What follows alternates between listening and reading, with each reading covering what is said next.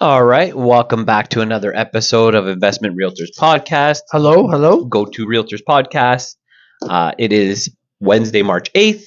Yep. With some good news on the beginning topic. Bank of Canada holds interest rate. Interest rates, eh? That's an interesting topic. That is a very interesting. I'm sure everyone's going to be talking about it. This is the first time that they've held it in a year. Yep. Which is very refreshing, especially the poor people on variables that have pretty much doubled in payments, which is disgusting. But we're going to keep it above board here. Okay. We're going to try and, I guess, be impartial. So the central bank, reading an article here from CP24, has decided to hold its key rate at 4.5 based on the assessment of the recent economic data. Mm-hmm.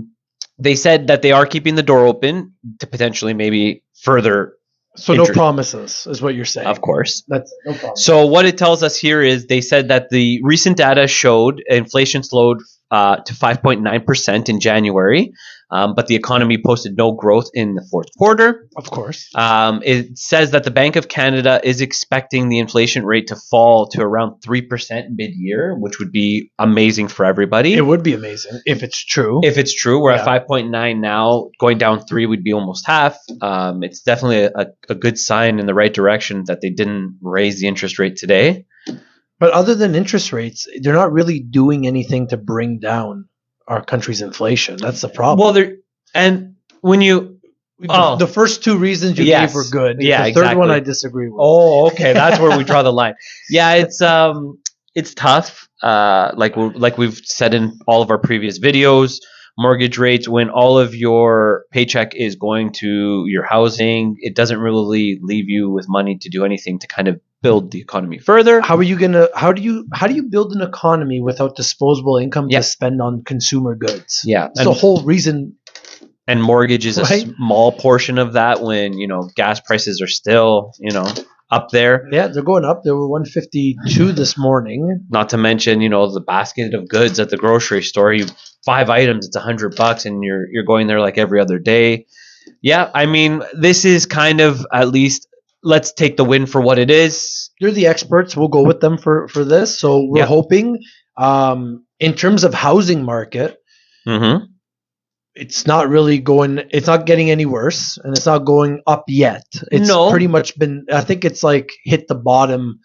That's what we think. That's our opinion from what we've seen. Some properties that are a little overpriced are selling less than list, but we are also seeing some multiple offers, offer dates. Over asking, we've seen. Not like once upon a time, 50, a couple thousand. But it's still, you got to bring your best foot forward. Yeah.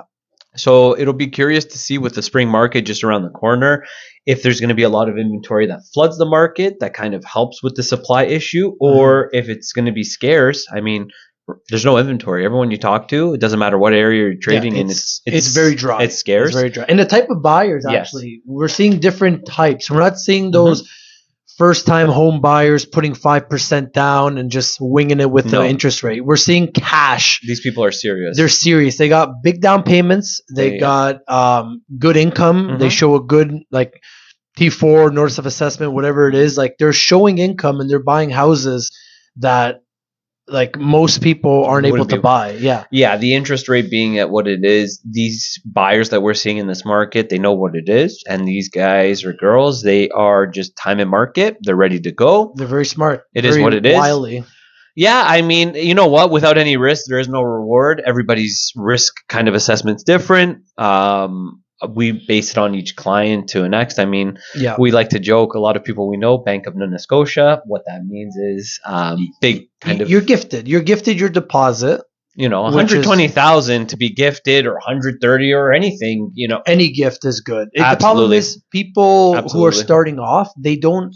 Yeah. They're not able to save the cash they used to be able to save, number one. No. People back in the day who were making a good wage, but all the costs of goods were so cheap, you could slowly build up that just cash flow or that cash in your account. Now, I don't know how much you're going to save if what you're spending week to week, month to month is basically what you're earning. What about the whole joke if like our generation didn't eat so much avocado toast and so much Starbucks, then you'd be able to buy a house. And But Panera bread would be out of business. It's true. I've it's never true. been once. I don't know if you ever been to Panera. No, we're not into that. We make our sandwich ourselves with nice cold cuts, but that's a nice focaccia bun. We should do a video on like how to make a nice sandwich. Would you guys want to see us making a focaccia sandwich? So fresh cold cuts. That's how we started with, like, I guess the first portion of the video, just talking about the interest rate. That's great news. Yeah. I guess today's video will just be, we could maybe discuss our experiences on some of the deals we've done, or some of like, I guess, good stories / horror stories with our colleagues of why certain houses haven't closed. What could like be a deal breaker? I mean, well, we could compare like. In this market that we just passed, yes, there was almost no objection to closing a house.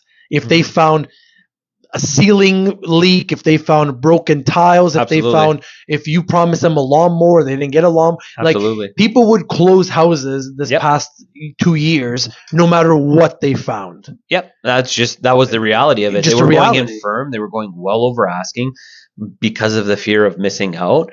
Whereas now it's like, whoa, hold the train. Now it's going to come back. Now it comes back. We did see towards more of the tail end where appraisals were starting to come back. And what happens is, if you've bought a house for 100,000, and that house really, obviously no house is 100,000. What are you talking about? So let's say 100,000, but it's only comes back appraised at 80,000. Yeah. Now you're on the hook to get that other 20,000 to come up. Chances are you're not going to get another loan from another bank or any other institute. You're maxed out. So now that's where it becomes an issue. So even in this market, places that aren't even selling over asking, that are close to list, we've seen some appraisals coming back where they're like, nope. Yeah, you overpaid 30,000, 40,000. It is what it is. If the market's going down, that's the trickiest time to buy. Absolutely. As a market's going down because of appraisals. It's very important stuff. When you're borrowing, let's say most people are borrowing 80% and they're putting 20% down. If you're lucky, you can put 20% down on the house.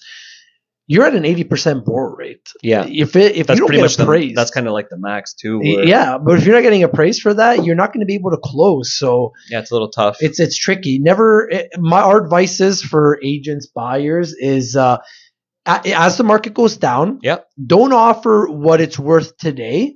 Try to offer what you think it's going to be worth when you close. Let's say you do a 3-month close. If you're predicting it's going down, let's say $1,000 a week every week, that's what, 12 weeks away. Just do the math for that. It'll help curb the bets on appraisals. Well, help you out a little bit. Appraisals usually aren't the first month of you purchasing the house, or It'll close to closing. Yeah, where they know that they kind of got you.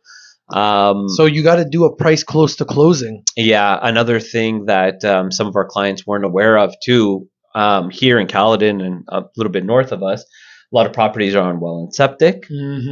90% of the population is requiring a mortgage. So by law, to have that mortgage, you need a potable water source. They better make sure their agents are doing their due diligence. So exactly, if a well is coming up with sand, that's not really potable water, and that's where, well, okay, now you're fighting with the seller who's putting in these wells. Wells are, thousands of dollars. $30,000. We just saw one. The most recent one was a $30,000 well. They found sand, like you said. Exactly. Luckily for the buyer's agent, she had put in all the conditions in to protect her client.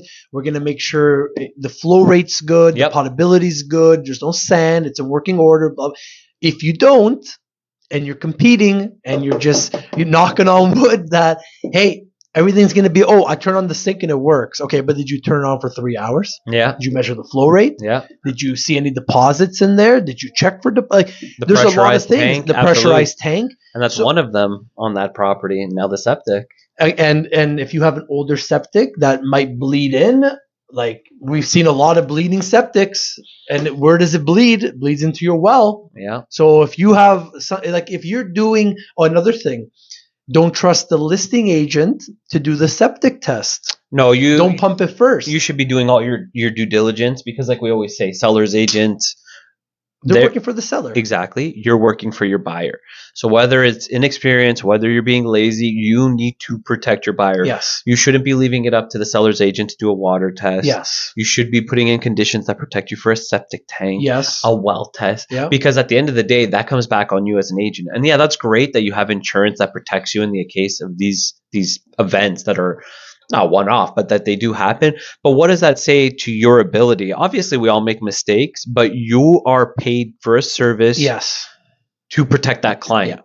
So Clients whether don't know. if you're being lazy or you just don't know, that's not a good enough reason. Yeah. That's not a good enough excuse. And if your client's being stubborn, you have to just there comes a time in our job where you actually have to put your foot down. Yeah. And I know we're helping sometimes you got to save them from themselves and say, hey, look, don't even like it's a 60, 70-year-old house. Yep. You got to do your due diligence as a buyer, and you can't just put in offers willy-nilly on places without checking. They don't That's know our job. what they don't know. Like they don't know what they don't know, right? So we would have to put in all these things for them, explain what they are, and if they're stubborn, we just got to keep teaching. Absolutely. That's it. And then there's other things that are so minor that it's like common courtesy. I mean, with all the snow that we've gotten, if the house is vacant and you're the listing agent and nobody's cleaning the snow, I mean, that falls on you. I would say as the listing agent, the buyer should not be moving into a house that's got 8 feet of snow and they can't get in their driveway. No, or even showings. How many times we go to showings on a vacant house and not even salt on the walkway? No, it's ridiculous. I mean, that is your responsibility. Whether the house belongs to you or not is irrelevant. You're hired for a service. You are taking care of that property as it's your own, and you're looking out for your seller. Yes. So, and I mean, there are some stickler lawyers on the buying side and the selling side that can, the smallest little technicality, and just like that, you walk away from a contract with almost anything. Absolutely. And I mean, these are your single biggest investments. So if you're not protecting yourself, who is? Exactly. And if you hire somebody to do it for you, you better make sure that they're doing it. And I mean, at the end of the day, you have to know, interview different agents. That's what we always say. We always say it. Absolutely. Right? You shouldn't be doing one. It should be a few, just so you could see. Because not everybody's going to work well with each other. Not everybody is going to do something the same way you would want it to be done. And I mean, anybody could talk a good game and kind of sell water to a fish. That's why you need to interview different people to see who is who they say they are. Whether you're Googling them, whether you check their social medias, whether it's a referral from another friend, you need to be able to trust that these people are going to look after you the way you want to be looked after. So you're saying that if I just use the listing agent, they'll give you back commission, deal? Right? Isn't that how it works? Oh, okay. That's a misconception. That's not how it works. Did we talk about the listing? I think we did. We've touched on it, but how many times we get like on the listing side where they're like, "Okay, I'll work with you. I don't have an agent because you'll help me out." Yeah. The commission is a deal that's negotiated between the seller and the seller's agent. It has nothing to do with the buyer. Yeah. So as a buyer, if there was going to be any kind of break in commission, why would you get the break in commission when it's the seller deals paying? With the seller? That's a good question. It makes no sense, and that's where we try to educate our people, try and explain to them. Because I mean, I get it, especially in the real estate, a lot of stuff I wouldn't say is hidden, but it's not as public knowledge or kind of understood. It's a lot of mumbo jumbo and jargon that's like, sorry, what was that? And that's where we try to explain, and we're pretty thorough in our paperwork. We always make sure that people are understanding how it works. I mean, imagine buying, just for an example to go back, you're using the listing agent. Yeah. Okay, he's working for the seller. He's not really here to help you as a buyer. Yeah, but I don't want to call my cousin because then I've like and then my friend's an agent too. And okay, so you're using this listing agent. Yeah, because you could help me out. You think he's going to help you out. Yeah. But it's an old house with a well and a septic. It's okay. And he doesn't mention, you should probably put in a well test, or you should probably put in a septic flush. But he's just doing the paperwork for you. So he says, being a little dishonest. Well, as the selling agent, selling agents will do what it takes to sell their house. Exactly. Whether it's dishonest or they say, well, what? Not us. We're not dishonest. But what clauses do you guys want to put in? Buyers. And if the buyer doesn't know about well set, he goes, yeah, it's a well test. Like, it looks good. Do you want to put in a clause? And it's like the agent's asking you, and you don't know. You're going to say, well, should I? And he's going to say, well, you could do it if you want. And the buyer's going to say, well, would it help us get this house? Exactly. And he's going to say, no, it's not going to help you. Exactly. Because he's not there to help you as the buyer. He's there to help his seller. So he's going to say, it'll probably hurt your chances if there's more than one offer. Are you sure you want to put a well test? Are you sure you want to put a septic test? Are you sure you want to do an inspection? Exactly. Or do you want this house?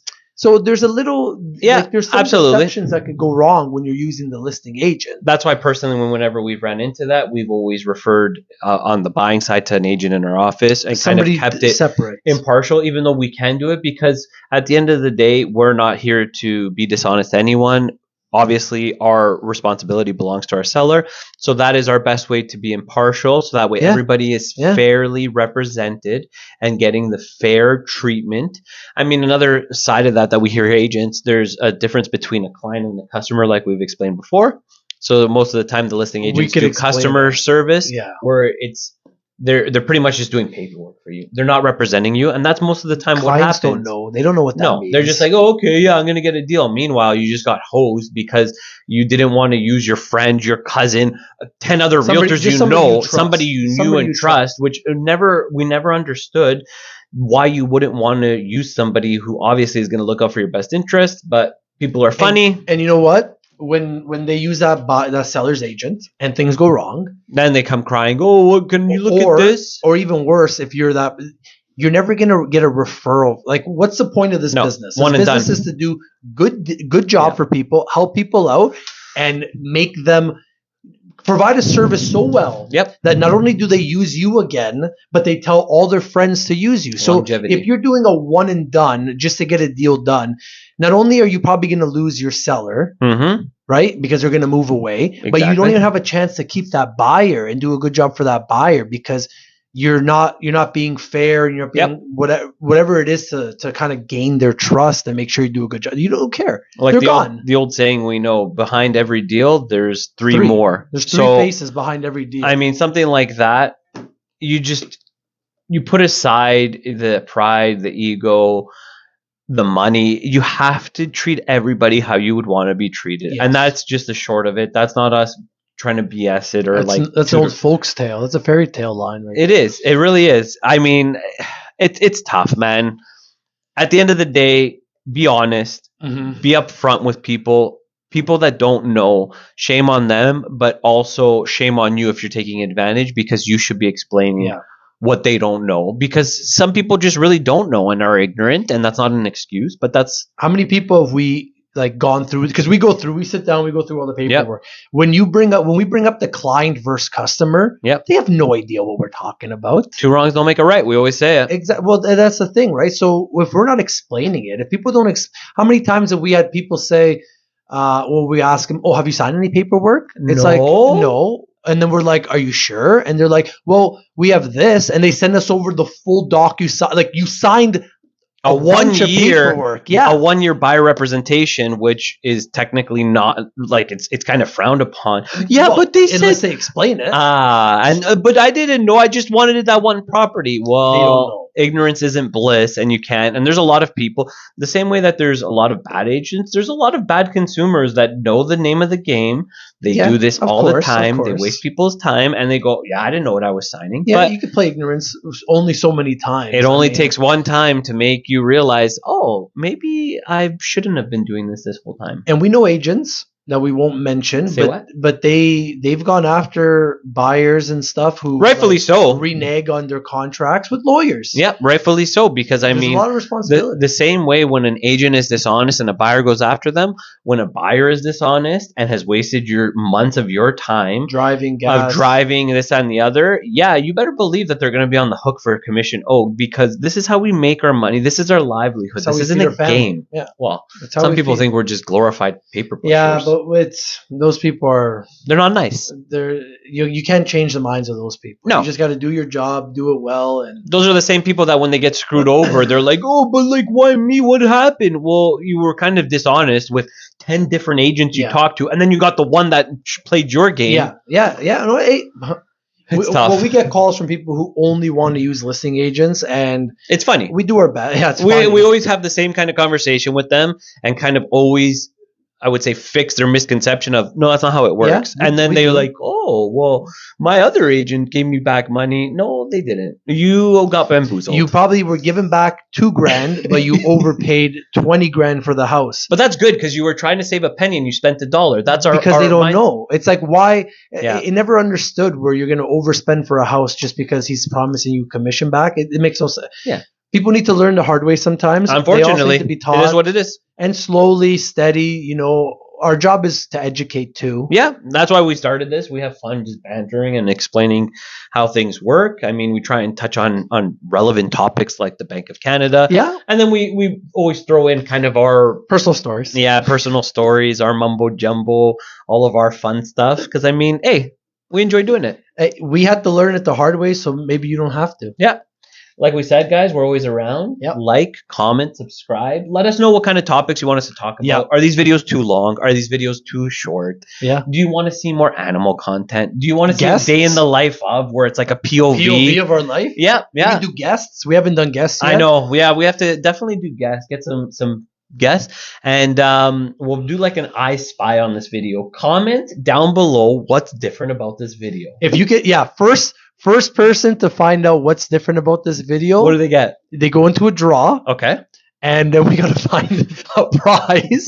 Okay. So we put them in a draw first, then we Okay. come up with the prize later. Oh, okay. So it's kind of like reverse engineered. It will be, it'll be an incentive to actually come up with a prize. That's to fair. put a draw together.